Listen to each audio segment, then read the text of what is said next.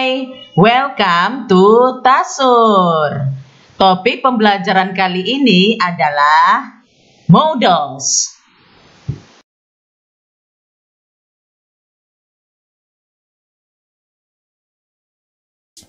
Shall we start? Yeah, we probably should. So can you tell me something about modal verbs? Sure. What would you like to know? I must know everything about them. That might take a long time. You'll help me though, right? Of course, even though it may be challenging. Could you understand the dialogue? Anda baru saja mendengar dialog antara A dan B yang dilengkapi dengan pertanyaan tasur. Masing-masing baris mengandung satu verba modal. Bisakah Anda menyebutkan yang mana saja itu?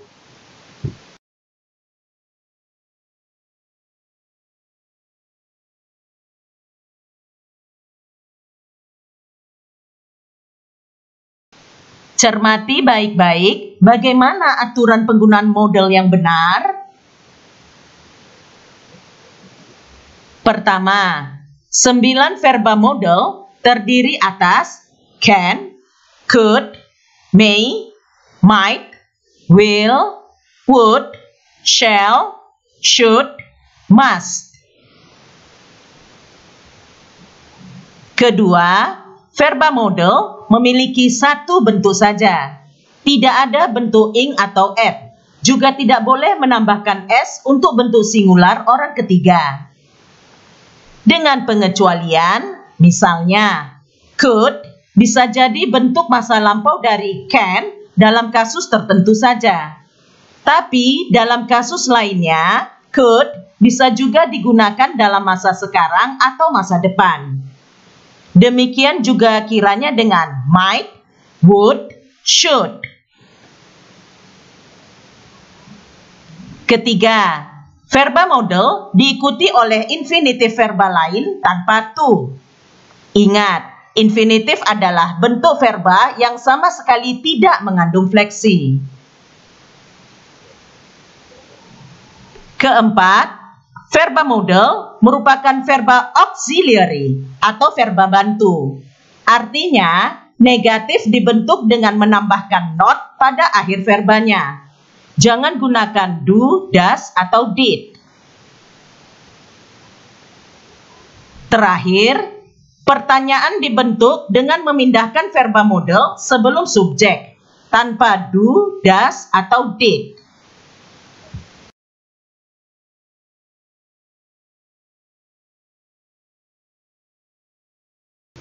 Verba modal digunakan untuk mengekspresikan berbagai macam ide. Jadi, bisa berarti apa saja tergantung konteksnya. Sebagai contoh, A. Mengekspresikan kemungkinan, ketidakmungkinan, atau probabilitas. Ketika kita pikir sesuatu itu bisa jadi benar atau tidak, atau ketika kita pikir sesuatu lebih mungkin daripada yang lain. B. Mengekspresikan kepastian. Ketika kita yakin sesuatu itu benar atau tidak. C. Mengekspresikan kemampuan. Ketika orang memiliki atau tidak memiliki kapasitas untuk melakukan sesuatu. D. Mengekspresikan izin atau permisi. Minta, memberi, atau menolak izin. Menyampaikan ada atau tidak ada izin. E. Membuat permintaan, penawaran, dan undangan. F. Mengekspresikan kewajiban. Ketika perlu untuk melakukan sesuatu atau perlu untuk tidak melakukan sesuatu. G. Memberikan saran atau sugesti. Sebagai catatan penting agar Anda tidak gagal paham, poin pertama, untuk memahami verba modal dalam kalimat, Anda perlu memahami konteksnya. Poin kedua, setiap verba modal bisa memiliki lebih dari satu arti. Sebaliknya, setiap arti bisa diekspresikan dengan lebih dari satu verba modal.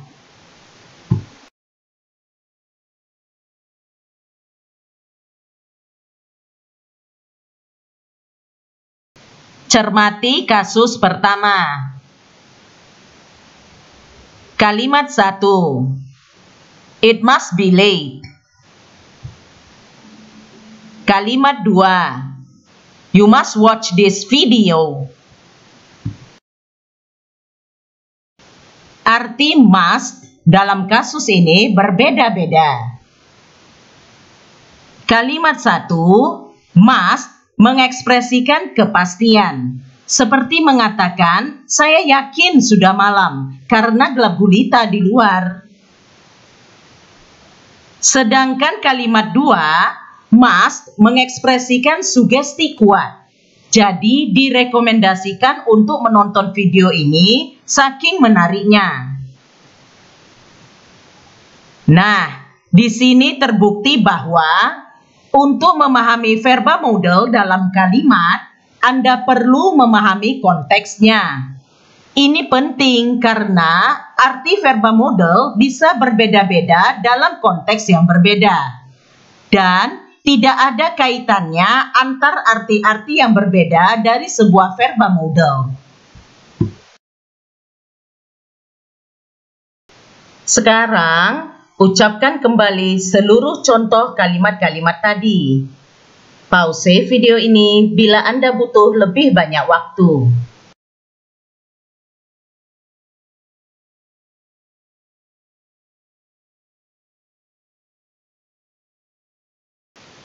Cermati kasus kedua. Kalimat 1. It can't be emptied in 5 minutes. Kalimat 2. Ardi can come tomorrow. Kalimat 3. You can't smoke here. Kalimat 4. Can you feed my cat, please? Kalimat 5. It can't be a virus. Kalimat 6. Can I use your phone? Kalimat 7. Can I help you? Kalimat 8. Adek can't have slept through all that noise. Kalimat 9. Older laptops can get like that sometimes.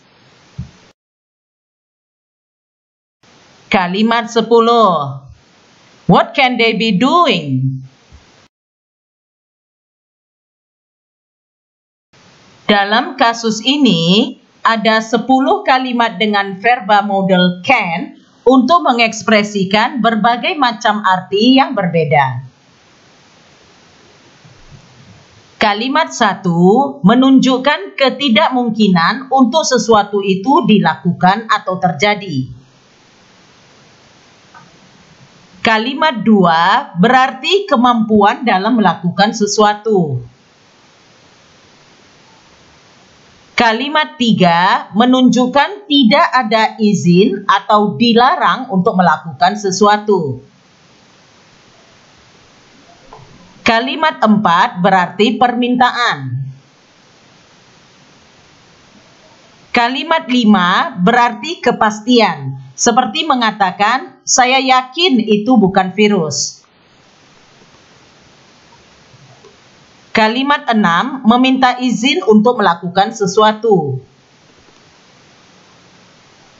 Kalimat 7 berarti penawaran.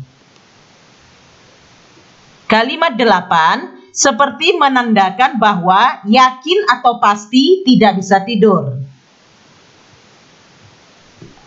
Kalimat 9 mengekspresikan kemungkinan umum, seperti mengatakan, sudah umum laptop tua seperti itu.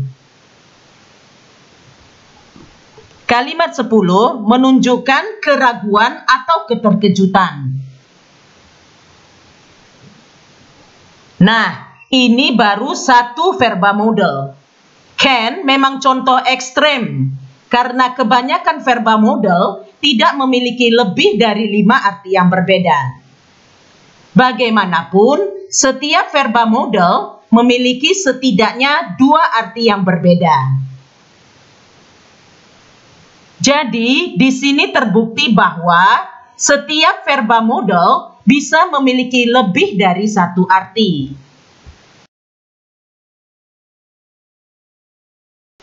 Sekarang, ucapkan kembali seluruh contoh kalimat-kalimat tadi. Pause video ini bila Anda butuh lebih banyak waktu.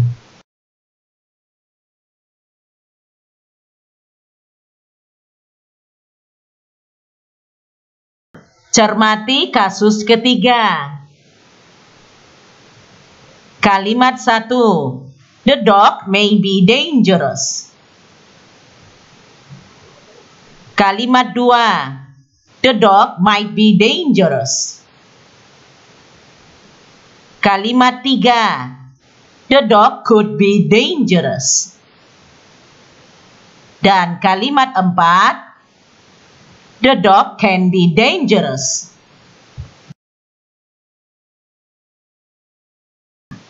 Dalam kasus ini, ada 4 kalimat dengan verba model berbeda untuk mengekspresikan arti yang sama, yaitu kemungkinan. Hanya sedikit perbedaan, yaitu perhatikan kalimat 1, 2, 3.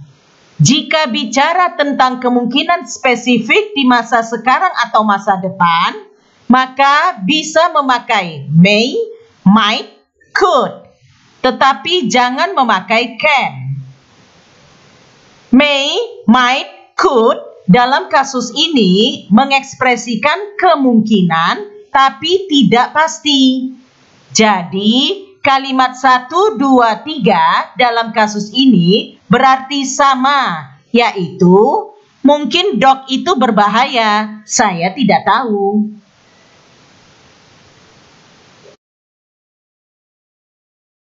Sekarang perhatikan kalimat 4. Adapun can membuat pernyataan umum tentang apa yang mungkin di masa sekarang atau masa depan. Nah, kemungkinan umum itu sesuatu yang benar untuk orang berbeda di waktu berbeda. Jadi, bukan bicara tentang satu aksi, satu momen, atau satu kejadian.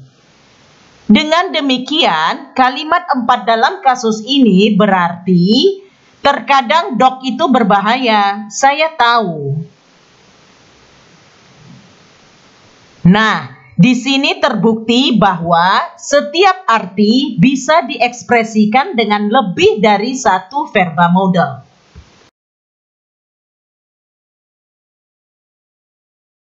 Sekarang, ucapkan kembali seluruh contoh kalimat-kalimat tadi. Pause video ini bila Anda butuh lebih banyak waktu.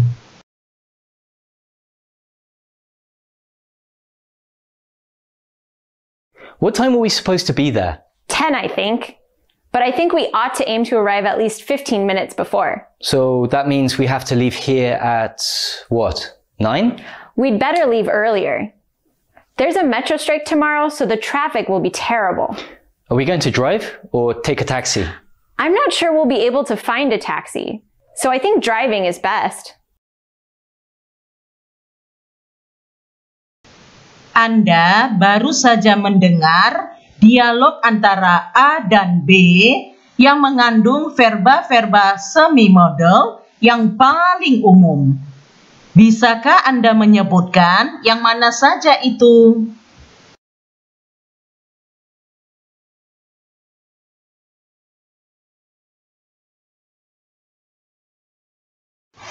Verba semi-model antara lain ought to, have to, used to, dare, need. Memiliki beberapa fitur dari verba modal, tetapi tidak semua. Yang terpenting, verba semi-modal melakukan hal yang sama seperti verba modal. Antara lain, menambahkan informasi ke verba lain dan dapat mengekspresikan banyak ide yang sama. Misalnya, mengekspresikan kewajiban ataupun memberi saran.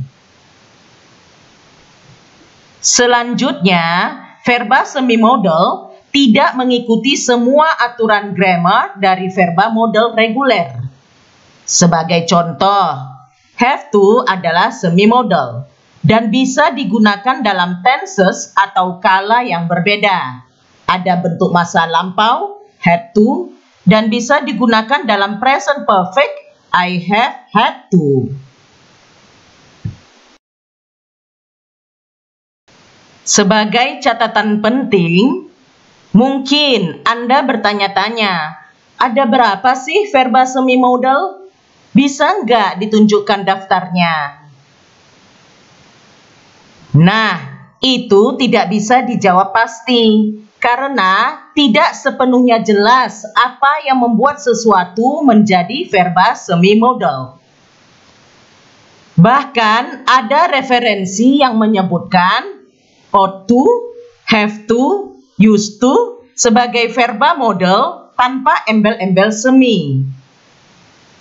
Selain itu, banyak referensi menyebutkan bahwa need dan dare adalah semi-modal, tetapi jarang digunakan dengan cara ini dalam bahasa Inggris modern. Jadi, semi-modal yang paling umum itu ada di dialog barusan. Kalau Anda paham bagaimana menggunakannya, maka itu sudah bagus. Cermati kasus keempat. Kalimat 1. It will rain this evening. Kalimat 2. It's going to rain this evening. Will sebagai verba modal dan going to sebagai verba semi-modal adalah serupa tapi tidak sama.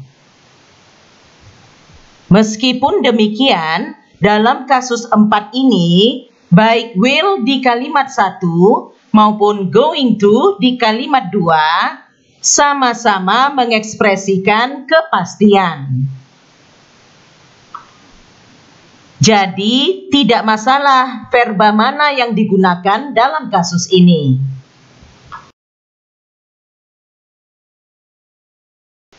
Sekarang, ucapkan kembali seluruh contoh kalimat-kalimat tadi.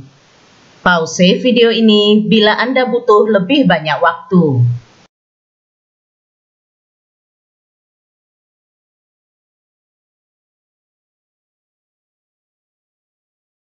Cermati kasus kelima. Kalimat 1. We should be there at 10. Kalimat 2. We are supposed to be there at 10. Should sebagai verba modal dan supposed to sebagai verba semi-modal memiliki arti dasar yang serupa tapi tidak sama. Dengan demikian, dalam kasus ini tidak boleh sembarangan memilih verba mana yang digunakan. Kalimat 1, memakai should, berarti maksud Anda adalah Anda sendiri berpikir bahwa itu penting. Sedangkan kalimat 2, memakai supposed to, Berarti maksud Anda adalah orang lain yang berpikir bahwa itu penting.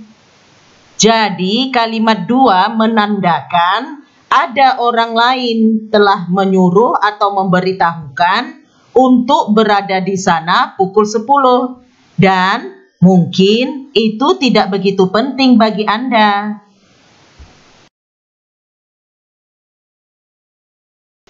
Sekarang, ucapkan kembali seluruh contoh kalimat-kalimat tadi. Pause video ini bila Anda butuh lebih banyak waktu.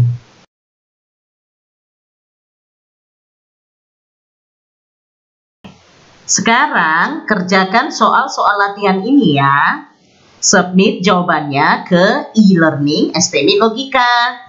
Kalau ada pertanyaan atau mau berdiskusi, silakan komen di video ini. Teruslah subscribe Tasur. Dan jangan lupa like dan share video ini. Sebarluaskanlah karena ilmu itu dibagikan, bukan digenggam. Thank you. Tasur, semua jadi mudah.